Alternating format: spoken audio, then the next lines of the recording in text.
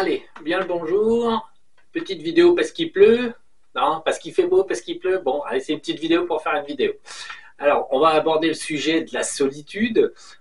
Comment, en fait, s'installe-t-elle dans la société actuelle? Et déjà, ces 20, 30 ou 40 dernières années, comment elle a été fabriquée et pourquoi, surtout, en fait. Donc, je ne sais pas si vous remarquez autour de vous, mais en fait, il y a d'un côté, on a des personnes qui se trouvent en communauté, mais c'est toujours des communautés restreintes. Hein, les familles n'existent plus en grand nombre.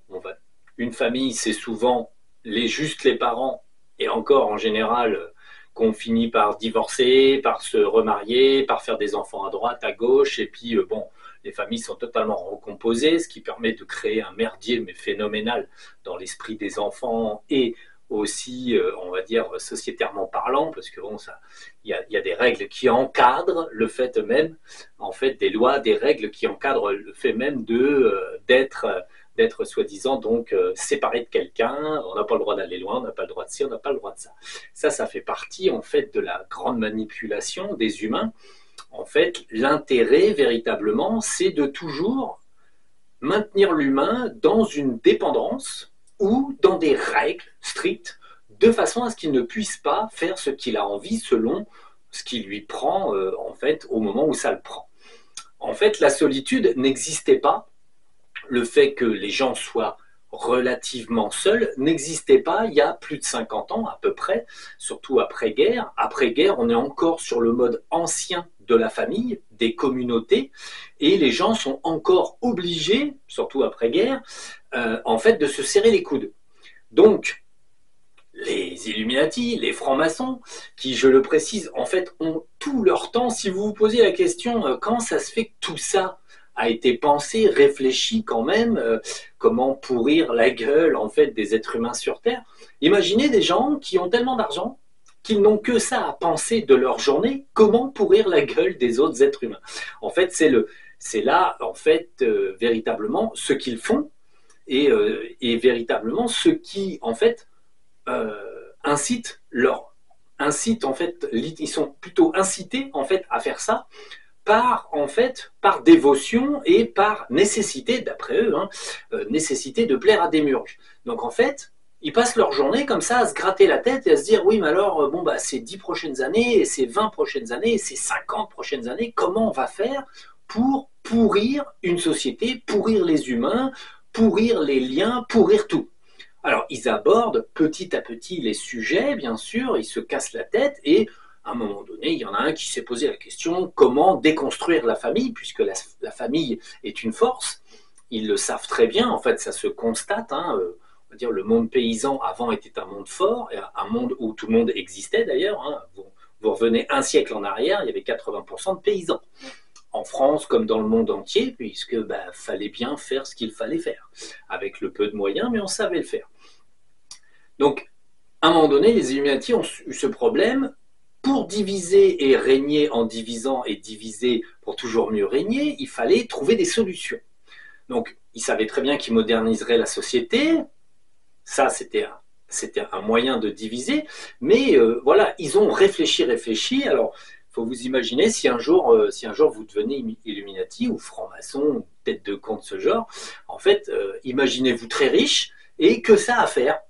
Donc, se gratte la tête. Comment pense un Illuminati? Comme vous et moi, il réfléchit et puis voilà, ça lui vient. Bon, ça lui vient. Alors, ils ont trouvé la solution.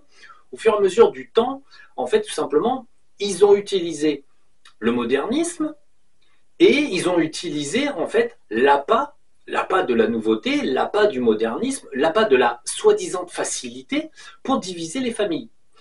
Après-guerre, les gens ont tous besoin les uns des autres. Ils savent très bien que ça va être momentané, puisqu'ils vont injecter à grand renfort de technologie, soi-disant technologie libératrice de l'effort, ils vont injecter la division.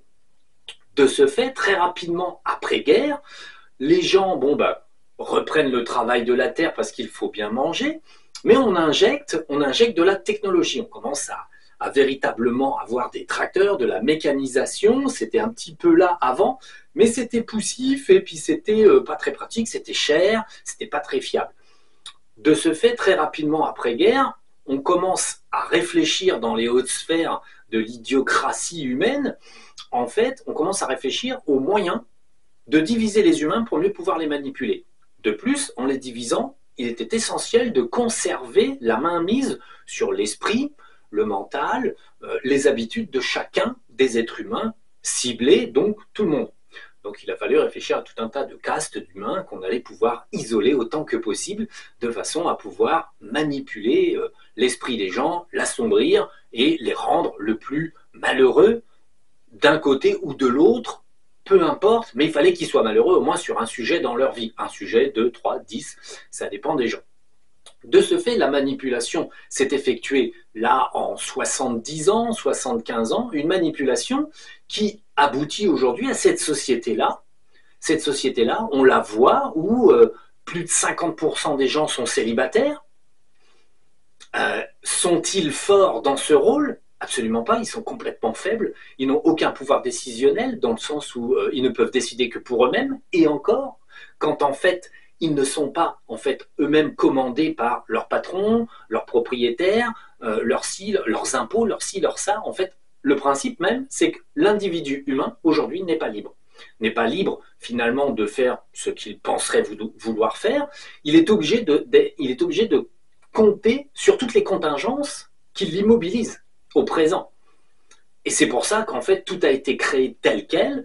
Les individus sont seuls de façon à être de toute façon impuissants à la réaction devant les différents problèmes qui peuvent se présenter au niveau de la société.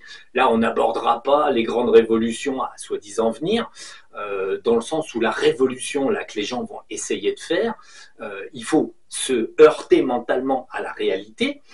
On a 50% de la population qui est complètement seule, donc qui militera très rarement que pour seulement elle-même. Elle ne va pas militer pour autre chose. Elle est, elle, déjà tellement enfermée dans sa solitude et dans ses problèmes qu'en fait, elle n'a pas le temps d'aller militer pour quelque chose de juste. Ça permet de réduire énormément les effectifs.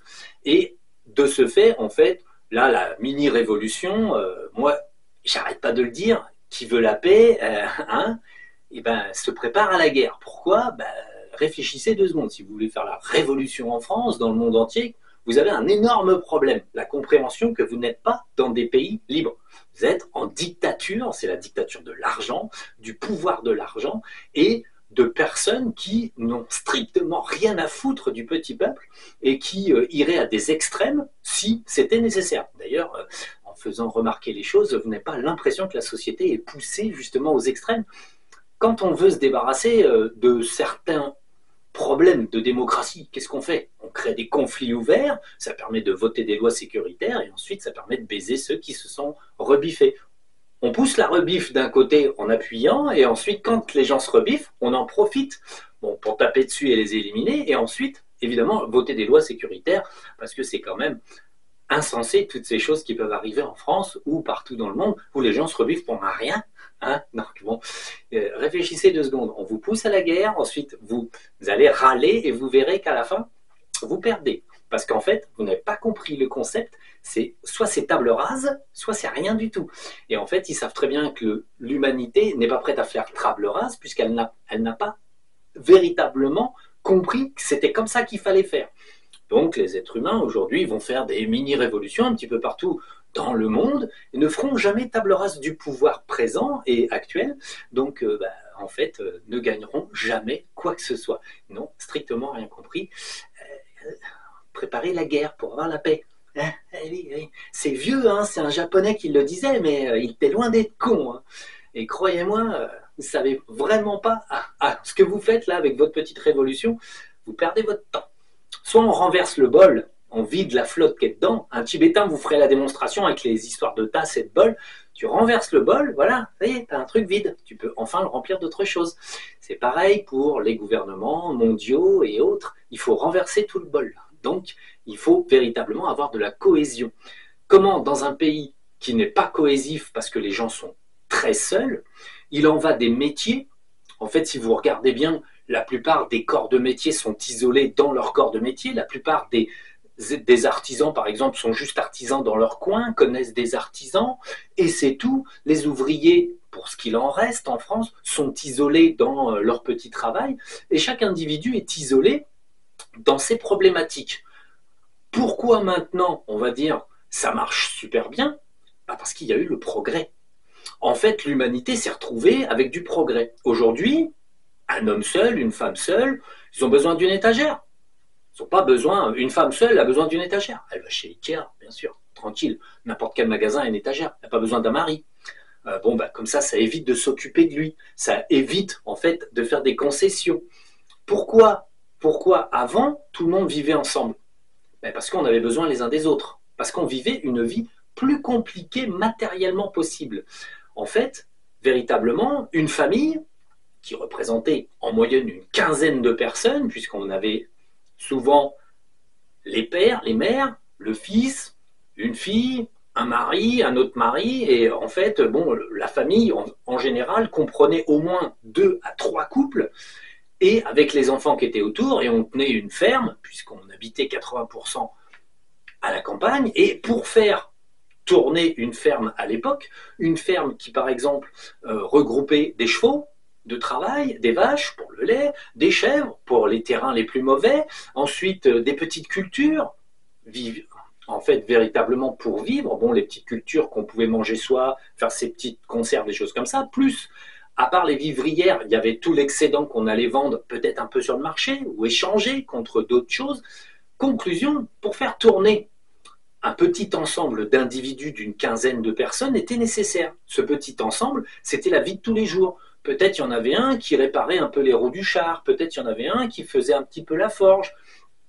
En fait, dans une famille, on ne pouvait pas tout faire, mais il y avait des familles où ça forgeait. Il y avait des familles où ça faisait les charrons, c'était les roues de char, c'était tout ce qui était le bois, les choses comme ça. Il y avait des familles, c'était les scieurs de long. Chaque famille représentait des corps de métier, des connaissances et échangeait avec les autres familles, parce que c'était nécessaire. Quand le gars, il avait une famille de scieurs de long, ils passaient leur vie dans la forêt à scier des arbres, à faire des planches, à faire des choses comme ça. On leur commandait tout un tas de choses. Ils n'avaient pas le temps de faire les choux, les patates et les carottes. Ils étaient payés en quoi? Choux, patates, carottes. Voilà, ils faisaient des planches, on leur filait de la bouffe et ils vivaient dans les bois. Donc, c'était très classique. Maintenant, on est dans une société où on claque des doigts, on se déplace, 5 minutes, 10 minutes, un quart d'heure, ça dépend, 30 minutes maximum, et on a une ville et on achète. De ce fait, la grand-mère, le grand-père qu'on a déjà foutu à l'hospice parce que les vieux c'est chiant, avant on vivait avec ces vieux. Donc ils vivaient en moyenne mieux au niveau du mental, c'est-à-dire qu'on avait beaucoup moins d'Alzheimer, on avait beaucoup moins de personnes dans des états pitoyables, déjà parce qu'en fait ils n'étaient pas traités dans des organismes d'entassement des bestiaux anciens, parce que là, les vieux sont traités en fait comme des animaux, et en fait, véritablement, la médication qu'on leur donne, c'est plutôt pour les tuer que pour les tenir en vie. Donc, parce qu'on fait tourner, on fait tourner les vieux, comme ça rapporte, on jette, c'est bien, c'est l'industrie du vieux, quoi. C'est un petit peu comme l'industrie de la viande, c'est un peu la même chose. C'est vraiment lamentable. Et l'être humain en est arrivé là parce que on n'a plus de patience de rien. On ne pense qu'à soi. Aujourd'hui, la modernité pousse les gens à ne penser qu'à eux-mêmes. Qu'est-ce que tu fais aujourd'hui? Je m'occupe de moi. Je ne m'occupe pas de mes parents. Qu'est-ce que tu fais aujourd'hui? Je m'occupe encore de moi. Je ne m'occupe pas de mes enfants. J'en ai pas fait. J'ai pas eu le temps. Vous comprenez? J'avais ma carrière. J'avais mon ceci, mon cela, mon appart à acheter, mon ci, mon ça. En fait, si on fait la somme de ce que possèdent les gens, chaque personne possède l'intégralité de tout un tas de biens matériels pour pouvoir pourvoir à sa pauvre petite vie. Dans une maison, vous avez une salle de bain, une petite salle à manger, une petite cuisine. Quand vous avez une salle à manger, en général, les vieilles maisons, c'était surtout la cuisine qui faisait salle à manger aussi.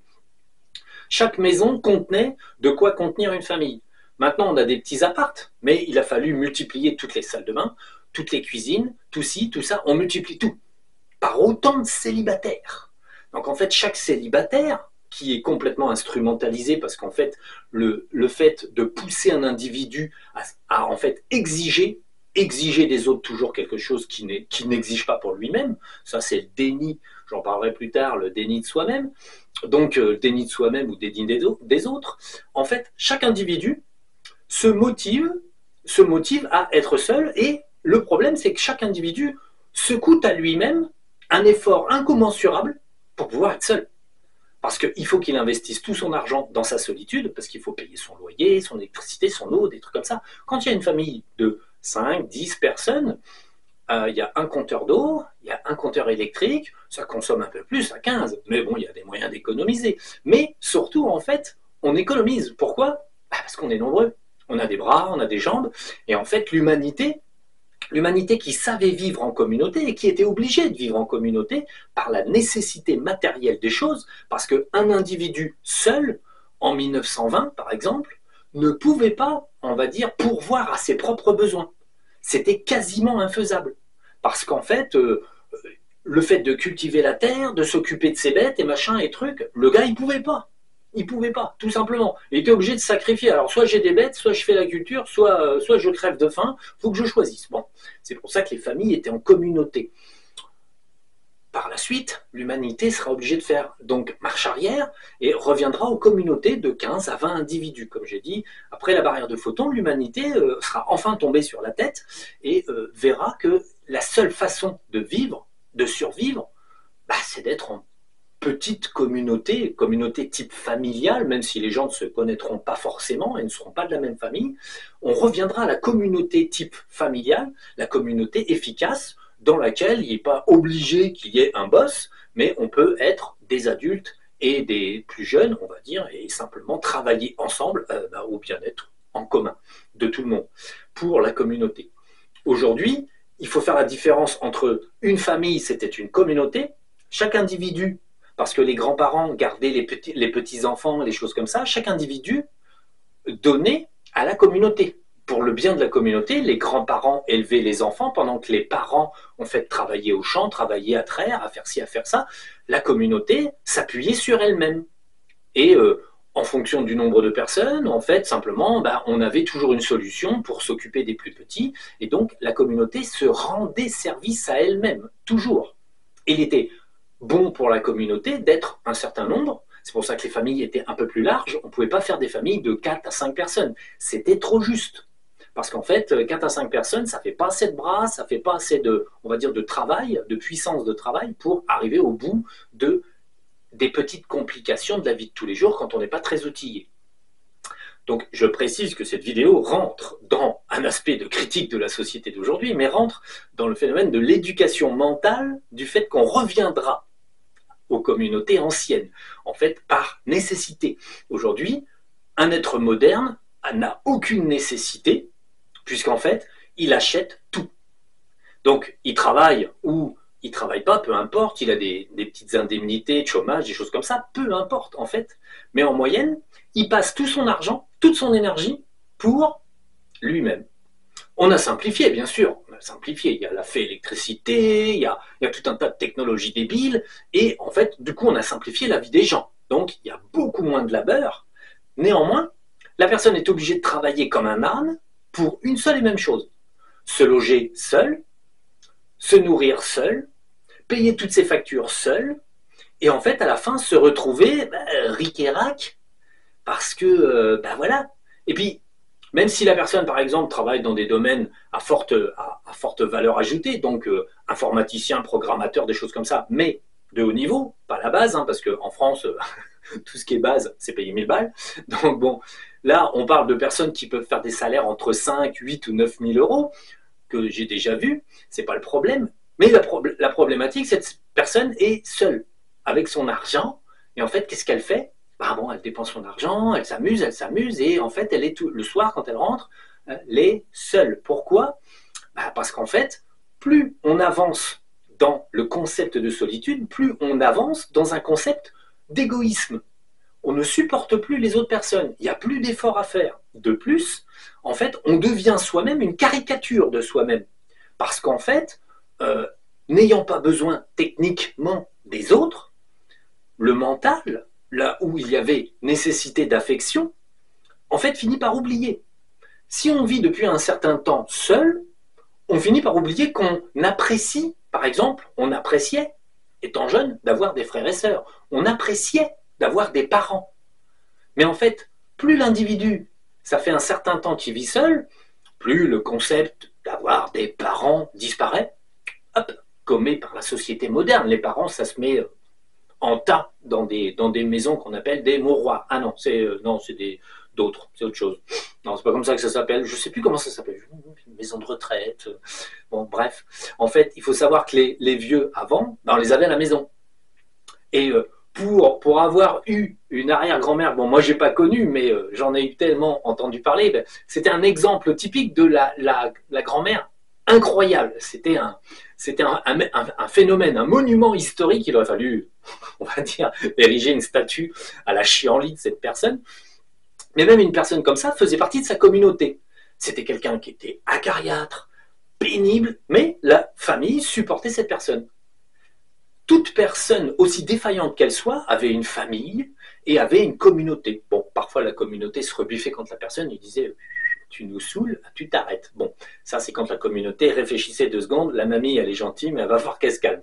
Donc bon, moi c'était un monument historique, hein. C'est quelqu'un qui, enfin, on aurait pu faire un record avec, hein. C'était assez amusant.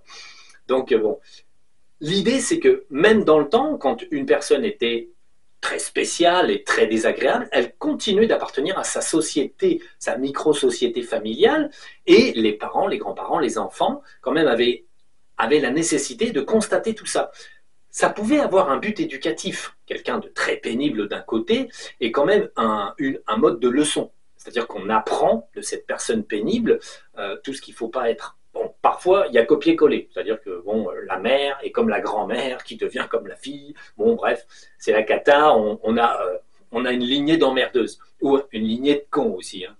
Il n'y a pas que les femmes qui sont chiantes, les hommes, on va dire, sont au moins aussi chiants que les nanas. Simplement, c'est pas le même modèle, c'est pas fait pareil. C'est pas sur les mêmes choses. Mais chaque défaut, on va dire, de sexe a été employé contre les êtres humains. Au fur et à mesure que la modernité s'est installée, l'être humain a pu économiser, soi-disant, du temps. En économisant du temps ou des efforts, il s'est économisé la nécessité de vivre avec sa communauté. Dans une famille agricole, avant, tout le monde travaillait. Même le papy, à 90 ans, bon, bah, il faisait des trucs, avec sa petite plane de charron, il allait faire des petits bouts de bois pour faire ci, pour faire ça. Tout le monde, jusqu'à la fin, avait une activité, était utile et participait, avait son mot à dire. Et en fait, la problématique profonde pour les Illuminati, c'était la famille. La famille, c'était un problème parce qu'en fait, tout simplement, à travers la famille, les idées, en fait, circulaient. Le grand-père pensait ceci et savait quand dans son temps, on faisait comme ci, comme ça, savait qu'à telle époque avait été votée telle loi, et patati patata, ça avait changé ci, le repasser à son fils, on en discutait à table. Il y avait les grands-parents, les parents, et quand les générations commençaient à arriver, vingtaine, quarantaine, soixantaine, on avait 3 générations presque d'adultes qui pouvaient bavarder de ce qui se passait. De ce fait, une famille était une cohésion mentale, c'est-à-dire que, en général, le père, le grand-père et le fils étaient relativement d'accord sur le fond, même s'il y avait des différences, étaient relativement d'accord sur le fond, jusqu'à une certaine époque. Ensuite, on a commencé à apprendre très tôt aux enfants que leurs parents étaient des abrutis, des cons et qui ne savaient rien. À l'école, on a commencé à instruire des programmes de façon à ce que les enfants ne fassent pas comme les parents. On a commencé à dire que ce qu'avaient appris les parents, c'était pas bon, ils ne savaient pas. C'est pour ça qu'en faisant évoluer la technologie par année, on fait évoluer la technologie. Une première catégorie d'agriculteurs, par exemple, commence avec les vieux tracteurs, les trucs qu'il faut démarrer en faisant du feu en dessous, qu'il faut tirer à la manivelle, quand ils sont en pente, il faut mettre un cheval dedans pour que le tracteur y arrive. Donc, des tracteurs qui fonctionnaient pas très bien, qui étaient relativement fiables parce que c'était que de la fonte, mais on va dire qu'ils fonctionnaient pas bien, qui n'étaient pas assez puissants. Qu'est-ce qu'on fait ? 20 ans plus tard, la nouvelle génération va se servir de tracteurs plus techniques. Des tracteurs diesel, des tracteurs qui démarrent mieux, qui font mieux ci, mieux ça. Du coup, le papy, il est dépassé. Le fils a une connaissance que le grand-père n'a pas. Du coup, on peut commencer à manquer de respect à son papy, parce qu'en fait, on sait mieux que lui. De ce fait, le respect des anciens commence à s'étioler. 20 ans plus tard, le fils, lui, il a un tracteur avec du préchauffage. On arrive à des époques où ça fonctionne.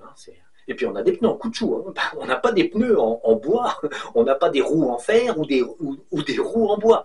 Donc en fait, en créant une évolution technologique, on crée le fait que, par exemple, chaque génération en sait soi-disant un peu plus sur quelque chose.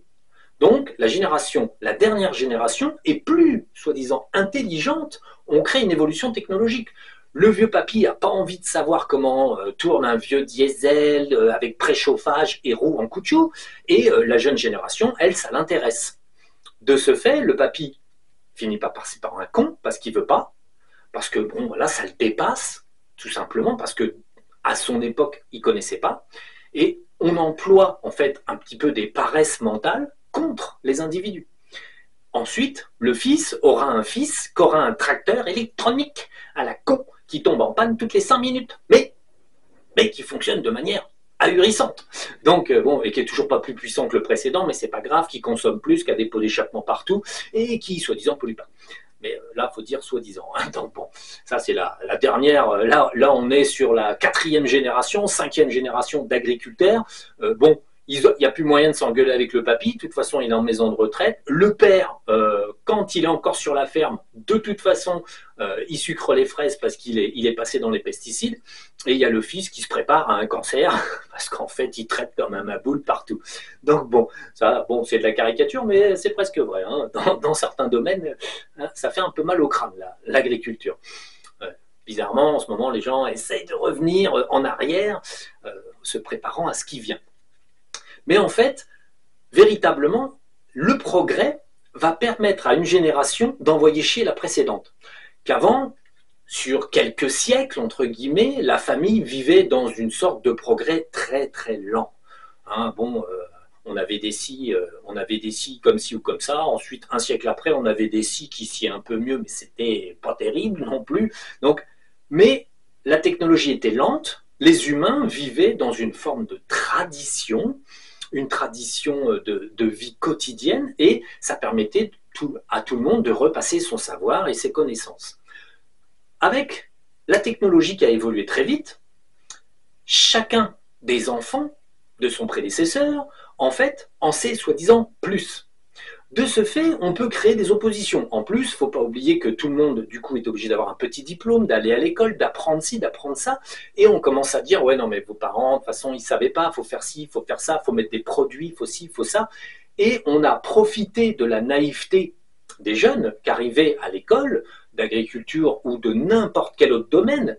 On a profité de la naïveté pour inculquer aux nouvelles générations que la génération précédente ne savait pas de quoi elle parlait, jusqu'à aller à modifier la façon de faire, par exemple, une division, de façon à ce que la génération précédente ne sache pas le faire.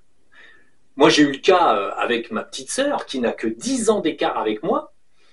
Bon, petite sœur, 10 ans d'écart, ça fait déjà beaucoup, mais dans certaines familles, ça va. À mon époque, c'est presque viable. Elle avait appris une façon de faire les divisions que moi, je ne connaissais pas.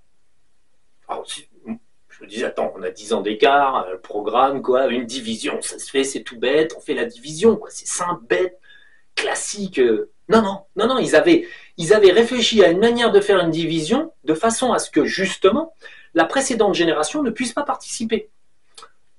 Moi, j'ai regardé, alors mon grand frère, à l'époque, regarde la division, comprend pas, soi-disant, il était matheux, mais il était surtout beaucoup plus, on va dire, agressif que moi dans sa tête.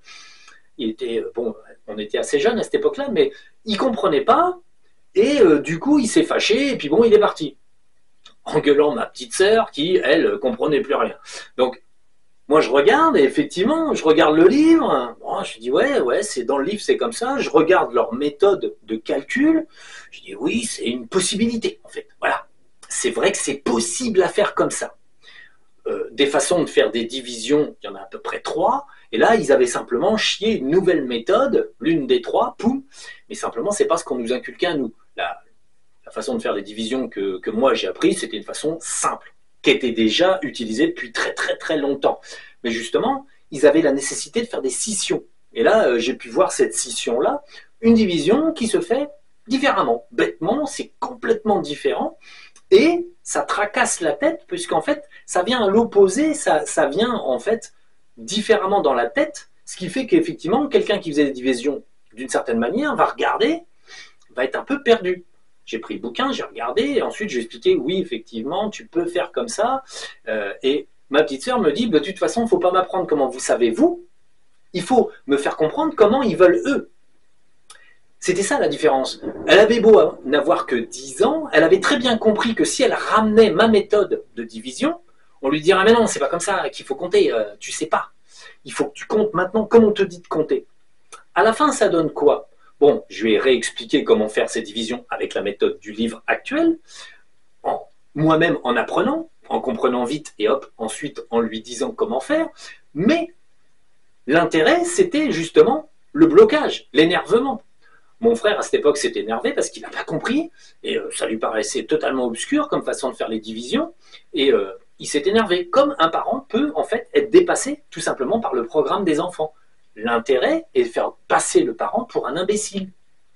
Aujourd'hui, dans cette société, on remarque, même à travers les publicités, bon, désolé, je ne regarde plus la télé depuis très très longtemps, mais il y a déjà un moment, il y avait des publicités où c'était les enfants qui expliquaient aux parents comment faire.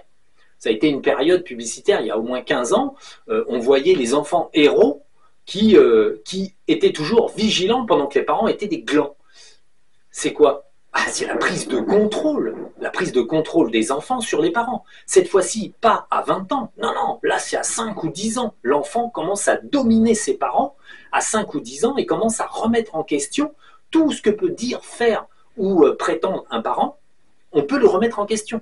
C'est la guerre des générations. En faisant la guerre des générations, l'enfant qui en fait la guerre à ses parents, voit que ses parents sont en couple, il sera poussé bien sûr, évidemment, à faire l'inverse.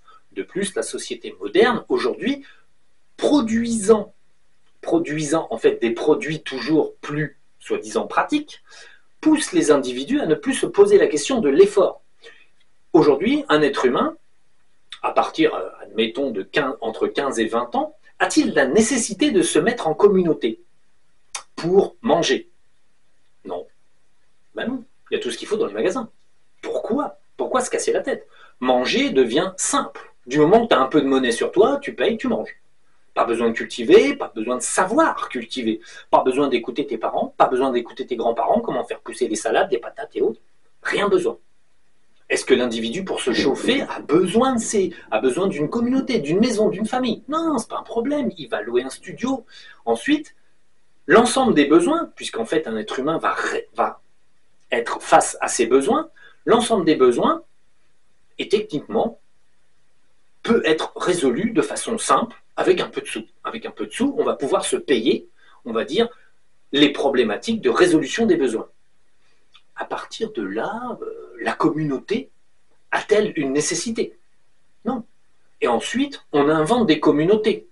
Les jeunes, les moins jeunes, maintenant, s'identifient à tel ou tel mouvement intellectuel, physique, ceci, cela, et au passage, on fera remarquer que la grande manipulation, la finale des Illuminati, partout en Europe et partout dans le monde, sur la sexualité des enfants, ça, c'est une manière supplémentaire d'amener la société à des dérives toujours plus profondes et, bien sûr, de séparer la communauté. Votre gosse, à partir de 10 ans, il est transgenre, machin, truc, bidule. Toi, t'es qu'un hétéro de merde, à la con, t'es en couple, t'es complètement débile. Une façon supplémentaire de couper les spaghettis en 4 et d'éclater les familles le plus tôt possible.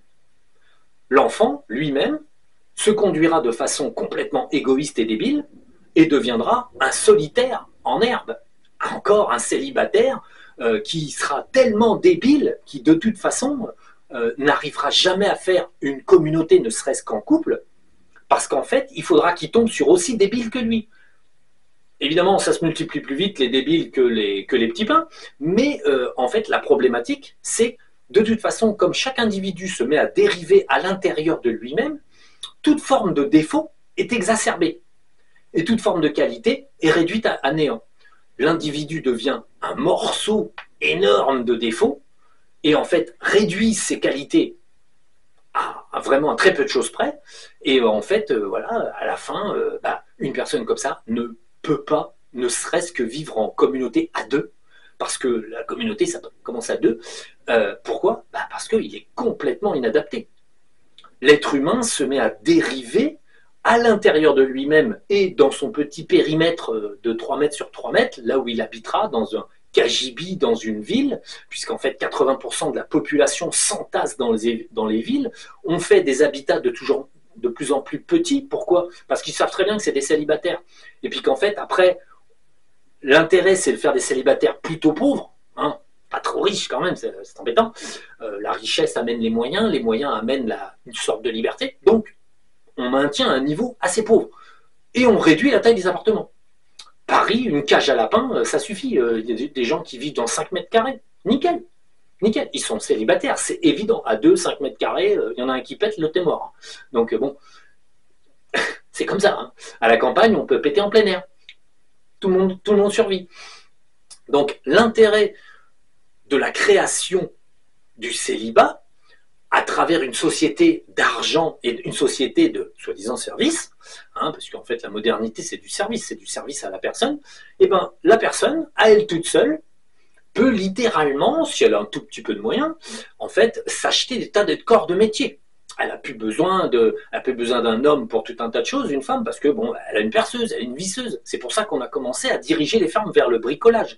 C'est pour pouvoir les séparer des hommes. Tu n'as plus besoin d'hommes. Tu as une visseuse, tu as une perceuse, tu vas t'acheter des tas de trucs, tu vas bricoler. Hop, tu vires ton homme. L'homme, il servait encore au bricolage, parfois. Bon, allez, hop, on le vire. On vire le bonhomme, on achète des outils. Comme ça, on est contente. Et en fait, après, les femmes sont seules. Bah oui. 50% de femmes sont seules. Bah oui, parce que 50% d'hommes sont seuls. Techniquement, on pourrait croiser et obtenir que les gens soient au moins en couple. Mais non, c'est pas possible. C'est pas possible parce qu'en fait, très rapidement, un individu s'habitue à sa solitude. La solitude, au lieu de former un individu qui serait, je dirais, encadré par son propre esprit, qui aurait le temps de méditer chaque chose, où ça le temps? Comment ça le temps? Il faut travailler, payer ses factures, faire son petit ménage, faire tout ce qu'on a à faire. Ensuite, donner l'image d'être quelqu'un de cool, d'être dans le move, et dans ci et dans ça. Et donc, aller en boîte, et patati, et faire ci et faire ça. Et à la fin, claquer ses derniers euros, hein, les 3-4 centimes qui restent, une fois qu'on a payé toutes les factures, claquer tous ces centimes à avoir l'air cool. Avoir une vie, ressembler à quelque chose. À la fin, qu'est-ce qui reste? Rien. Tu restes chez toi. En fait, voilà, t'es l'exact modèle de ce qu'on a voulu, c'est-à-dire qu'en divisant la famille de plus en plus, en modernisant tout, la famille éclate. Bon, l'éclatement de la famille, on le voit très très fort pendant les années 60-70. Les campagnes se vident, non pas massivement, mais majoritairement. Là, c'est l'exode total vers les villes. On présente les HLM comme des trucs fantastiques avec un vide-ordure. Wow, on fait de la pub pour le vide-ordure. Le petit truc qu'on bascule, on met le truc dedans, on le jette. Wow, c'est super. Donc, on séduit les gens avec des conneries.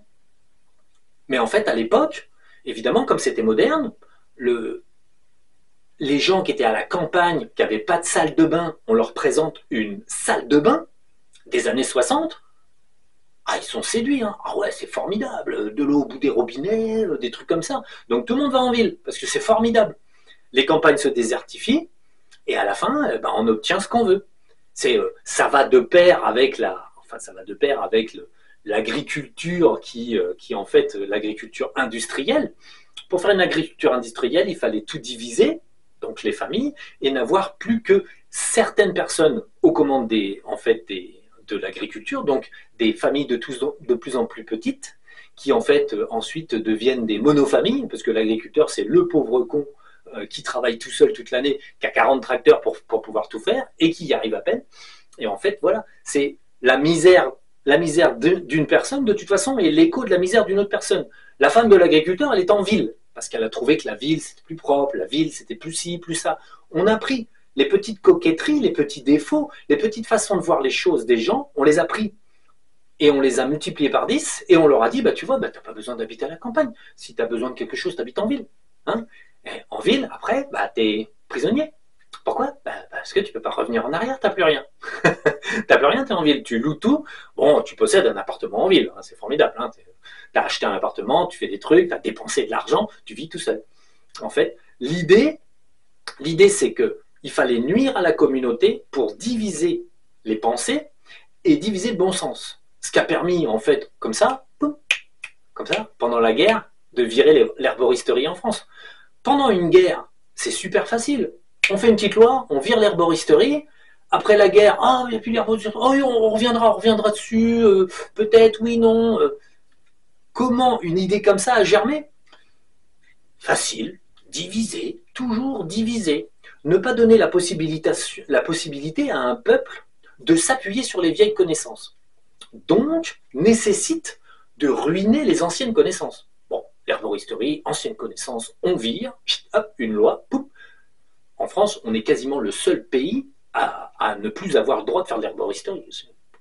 Et ça va rester comme ça, hein. Ne paniquez pas, hein. C'est normal, en fait, c'est soi-disant normal. Donc, il faut savoir qu'en France, c'est le pays où on bouffe du médoc, chimico-pétrole, mais bon, c'est pas grave, hein. Moi, je dis ça, c'est juste comme ça. Donc, bon, l'idée, c'est qu'en fait, là, on est arrivé à l'apogée du système. On a une humanité qui est divisée en monofamilles, tout un tas de petites personnes. Vous voulez faire la révolution avec des monofamilles? Sachant que la fille ne s'entend pas avec sa mère, qui ne s'entend pas avec son père, parce qu'ils sont déjà, bon, ceux qui aujourd'hui sont adultes, 20, 25, hein, leurs parents sont déjà divorcés à cette époque-là. Sont déjà divorcés, déjà séparés, et se sont remis en couple, peut-être, parce que c'est l'ancienne génération, ils essayent de se remettre en couple. Donc les gens de mon âge, en fait, la cinquantaine, ils essayent de vivre en communauté. Et encore, c'est très compliqué. En fait, là, aujourd'hui, les jeunes, eux, ne sont pas en couple et ne cherchent pas à l'être réellement parce qu'ils sont totalement déformés. Et la petite humanité, là, face aux événements qui se présentent, ne pourra pas être en cohésion, puisque de toute façon, ils sont issus d'une famille qui est déjà séparée, où personne ne s'entend, parce que personne n'a eu la possibilité de faire des concessions, puisque tout le monde a eu tout ce qu'il voulait. En fait, à travers l'excédent de biens dits de confort matériel, moderne et autres, on a fait en sorte que chaque individu soit seul à vouloir quelque chose. Quand une femme voulait un lave-linge, le mari, lui, il voulait une moissonneuse-batteuse. Donc, en fait, ce n'étaient pas les mêmes désirs. Donc, ça a séparé les individus, les nécessités, soi-disant. On propose des tas de solutions et ensuite on crée des nécessités, des besoins, des envies. 1000 envies, 1000 besoins, pas d'argent pour tout, ça sépare aussi les gens. Les femmes en ont eu marre que les maris s'achètent des voitures et des tracteurs, et les maris en ont eu marre que les femmes s'achètent des chaussures, et puis des rouges à lèvres, et puis tout un tas de trucs. Et en fait, les petits défauts de chacun dans la communauté n'ont pas pu se résoudre, puisqu'en fait, on a redonné encore de nouveaux moyens de se séparer. Et en fait, ça a fini comme ça. La nécessité, en fait, c'était juste de diviser pour mieux régner. Ça a très bien fonctionné parce qu'en fait, on a fourni aux êtres humains des moyens de se battre les uns contre les autres. Le moyen, c'était quoi? De l'argent, de la soi-disant autonomie qui donnait du soi-disant progrès. À la fin, le progrès a dévoré la famille. Les gens aujourd'hui, les enfants, les petits-enfants ne connaissent pas leurs grands-parents parce que les grands-parents, ils sont déjà à 60 ans, on les colle direct en gériatrie, à la poubelle, panier, allez hop, direct dans le cercueil. Donc l'intérêt, c'est que les enfants, les petits-enfants ne connaissent pas leurs parents, et de toute façon, à chaque génération, le petit commence déjà à se dire que ses parents sont des abrutis, les parents de 25-30 ans sont des cons pour le gamin qui a 5 ans. Bien sûr, les parents des parents sont des cons et les parents des parents sont des cons. Tout le monde est en opposition avec tout le monde. Pourquoi ? Parce qu'en fait, personne n'a soi-disant suivi le modernisme. Personne n'a vu qu'à chaque fois à l'école, on a dressé les enfants contre les parents. C'était le concept de base. Il fallait absolument convaincre l'enfant qu'il était et plus intelligent, plus rapide et qu'il savait tout mieux que tout le monde. On a gonflé l'ego de chaque génération en opposant les générations.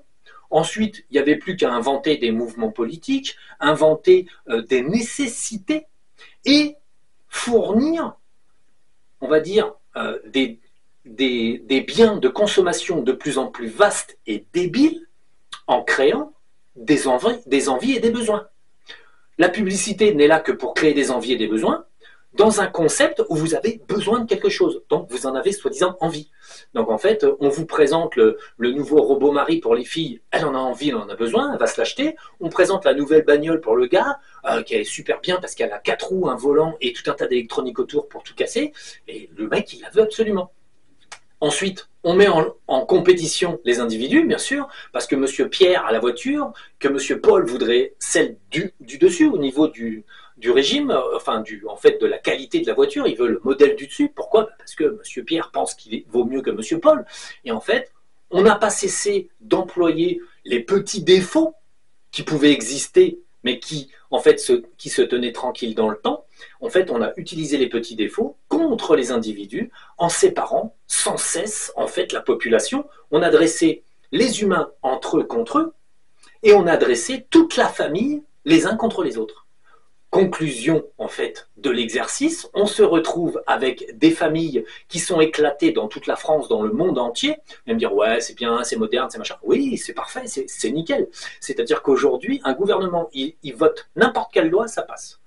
Il dit n'importe quoi, ça passe. Pourquoi? Il n'y a plus de communauté, on va dire, de communauté suffisamment vaste pour dire non. Les retraités, c'est une communauté qui n'existe pas. Ils n'ont pas le droit à la parole, ils sont trop vieux. Ils sont trop vieux, ils sont trop bêtes, ne savent pas de quoi ils parlent. Et puis, une manifestation de retraités, on met 3 coups de bâton, ils sont tous morts. Donc, c'est bon, les retraités, c'est pas un problème. Les paysans, ils sont combien les paysans? Il n'y a plus de paysans.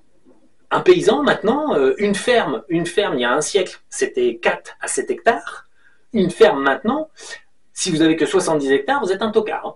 Donc, bon, en moyenne, les fermes, c'est 150 jusqu'à 500, 1000 pour les plus grandes fermes et encore beaucoup plus pour d'autres fermes. Donc 1000 hectares, ça devient normal dans les grandes industries fermières. Donc l'intérêt, c'est que les paysans ne discutent pas, ils ne peuvent pas vraiment discuter, là, les petites histoires des vaches qu'on abat, ils ne peuvent pas vraiment discuter. Parce que s'ils discutent trop, les subventions, hop, sous le nez. Il faut être clair. En fait, quand on fait partie d'un monde et qu'on n'a plus le pouvoir parce qu'on est beaucoup trop peu nombreux, terminez le pouvoir, c'est fini. Les ouvriers, il y avait des ouvriers avant, oui, c'était la plus grande caste. En fait, en France, la caste ouvrière, c'était la beaucoup plus nombreuse, vers les années 60. C'est pour ça que quand il y a eu les grandes 60-70, il y a eu les grandes révolutions ouvrières, le gouvernement et les Illuminati, les francs-maçons, ils ont dit ça sent le pâté, ça, ils sont un peu trop nombreux. Qu'est-ce qu'ils ont fait? Ils ont désindustrialisé la France. Les ouvriers, maintenant, c'est une caste pauvre, exploitée, payée à ras des pâquerettes pendant 20 ans, 30 ans, 40 ans, le mec, il reste à 1000 balles. Depuis qu'il y a l'euro, son salaire n'a jamais évolué. Enfin si, 20, 25 euros, 30 euros, magnifique. Donc en fait, les ouvriers sont de plus en plus pauvres, et en fait, bon, et tout le système est comme ça. Mais le problème, c'est, est-ce qu'on peut, on va dire, aller faire la révolution, les ouvriers? Ben non, ils ne peuvent pas. Ils sont étranglés par leurs factures, petite vie dans les HLM, les choses comme ça, et en plus, ils ne s'entendent pas entre eux. Parce que de toute façon, la femme de l'ouvrier est partie. Ben oui, elle en avait marre de manger des nouilles, donc maintenant elle mange du riz, mais chez elle toute seule. Donc en fait, et tout est comme ça. Les gens ne peuvent pas faire la révolution. Ils sont déjà le cul entre deux chaises à se demander comment ils finissent le mois. Tranquille. Néanmoins, quand même, à l'heure actuelle, malgré cette solitude ambiante, ils cherchent la guerre. Le gouvernement va chercher la guerre. Pourquoi faire? Les moutons noirs. Dans la solitude, on a quand même des gens qui continuent de penser. Défaut extrêmement désagréable en fait, pour les Illuminati et les francs-maçons. Les gens qui pensent sont des gêneurs. Donc, là, ils créent des mini-révolutions et ils regardent les pauvres andouilles qui montent au créneau. Et ces pauvres andouilles, bah, ils les attrapent, ils leur collent des amendes, des machins, des trucs, ils leur tapent dessus. Et puis à la fin, qu'est-ce que ça donne? Bah, en fait, on a éliminé une caste de moutons noirs. Voilà, hop, hop. Et puis ça permet d'aplanir un petit peu le paysage, en fait, des gens qui se rebiffent. Et au cas où qu'il y ait un coup d'éclat, ça permet de sortir le grand jeu et de légiférer encore et encore et encore et encore, indéfiniment, comme le fait le gouvernement. Depuis, ça fait 20 ans que le gouvernement légifère. Il y a tellement de lois en France qu'aujourd'hui, le mec qui connaît toutes les lois, je lui paye des cacahuètes avec un petit peu de chocolat autour. C'est n'importe quoi. On est dans un pays où on pond des lois tous les jours. C'est pays d'abrutis, mais fini. Vivement que tout ça cesse quand même. Mais en fait, l'idée, c'est que la solitude donne le fait de la manipulation. Les gens, maintenant, n'ont pas les moyens de se rebiffer en nombre, parce que de toute façon, ni les moyens, ni la possibilité. Parce qu'en fait, si les familles avaient encore été conséquentes, les familles communautaires, en fait, autour d'un travail ou d'une propriété quelconque, agricole ou quoi que ce soit, aujourd'hui, les gouvernements ne pourraient pas faire ce qu'ils font. Ils ont créé la solitude, ils ont créé l'isolement des personnes pour que justement tout soit divisé. Même dans une corporation agricole, il y a ceux qui vont à droite, ceux qui vont à gauche, ceux qui vont au milieu, ceux qui vont en haut, ceux qui vont en bas. La communauté agricole est divisée en 4, 5, 6 parties. Conclusion, ils n'ont aucune force. Ensuite, on a la communauté des ouvriers qui sont divisés, la communauté des artisans qui sont divisés par couche, par strate, par métier, par... Et voilà, tranquille. Tout le monde est divisé, on peut régner tranquille. C'est ce qui se passe à l'heure actuelle. En France, on voterait la légalité de la pédophilie demain. Qu'est-ce que feraient les Français? Ils ne peuvent rien faire. C'est déjà ce qui est en train de se préparer. En fait, là, toutes les magouilles là, qu'ils font avec l'école, l'éducation sexuelle des gosses et des trucs, vous croyez que c'est quoi? En fait, ils essayent de faire comme à Rome, puisque Rome est leur grand exemple. Il faut savoir qu'à Rome, bon, le fait que les enfants soient utilisés pour la sexualité était normal. C'était pas... À une certaine époque, à Rome, ça passait. Ben, ils essayent de faire pareil. Aujourd'hui, c'est en fait, leur façon de voir les choses, c'est la façon de voir romaine. Donc ils essayent de ramener la société romaine à l'actuelle. C'est une façon pour eux, en fait, de continuer de régner sous les anciens concepts. Ces gens-là n'arrivent pas à se passer des défauts qu'ils avaient avant. De ce fait, ils ont créé, bon, la solitude, ça c'est un outil, la solitude des individus, et maintenant, en fait, chaque être humain aujourd'hui est face à sa solitude, est incapable de se passer de sa solitude, car en fait, il est maître de son univers. On a un dieu à chaque célibataire, en fait. De ce fait, chaque dieu ne peut pas s'accorder avec le dieu d'à côté. Et oui, plus de concessions égale un ego qui gonfle démesurément, et chaque individu est totalement incapable de se conduire correctement en connexion avec les autres. Tout le monde est individualiste, tout le monde se pose la question qu'est-ce que je peux faire pour moi-même, mais pas pour les autres. De ce fait, la communauté ne peut plus exister. Le point final de l'idée, c'est qu'en fait, la barrière de photons va retomber à zéro, c'est-à-dire qu'elle va gommer la possibilité d'être seul. Ça sera impossible. Qui sera seul mourra, point final. Donc tout le monde se regroupera de façon à reprendre en fait la vie en communauté. Parce que la vie en communauté est une force, parce qu'on apprend la communauté, on apprend la concession, on apprend des autres. Et en fait, ça permet véritablement d'avoir une vraie force pour soi-même comme pour les autres, et ça évite à l'ego de se développer bêtement. Parce que dans une communauté, vous êtes confronté à vous-même par rapport aux autres. Que quand vous êtes tout seul, vous êtes confronté à vous-même par rapport à vous-même. Donc en fait, vous avez toujours raison, tout seul, assis dans votre canapé, le doigt sur le nombril, en vous demandant si vous ne seriez pas Dieu Père, Dieu la Mère, Dieu la Grand-Mère, Dieu ci, Dieu ça. Et en fait, toute l'erreur en fait découle en fait de ça, c'est l'individualité. Seule dans des cas extrêmement rares peut servir quand une personne atteint un certain stade d'évolution métaphysique. Là, on parle à compter sur les doigts d'une main en France, peut vivre seul parce qu'en fait, la solitude va lui servir réellement. En général, la solitude ne sert pas, elle dessert, elle complique les gens et elle les rend complètement abrutis. À la fin, en vient une situation où la personne est de mauvaise qualité et ne s'en rend même plus compte, puisqu'en fait, elle tourne en rond à l'intérieur d'elle-même. On pourrait discourir des heures sur les problèmes qui sont liés à ce type de phénomène. Je ferai une vidéo en fait sur d'autres types de manifestations de la pensée à travers d'autres concepts qui envahissent littéralement l'esprit des gens.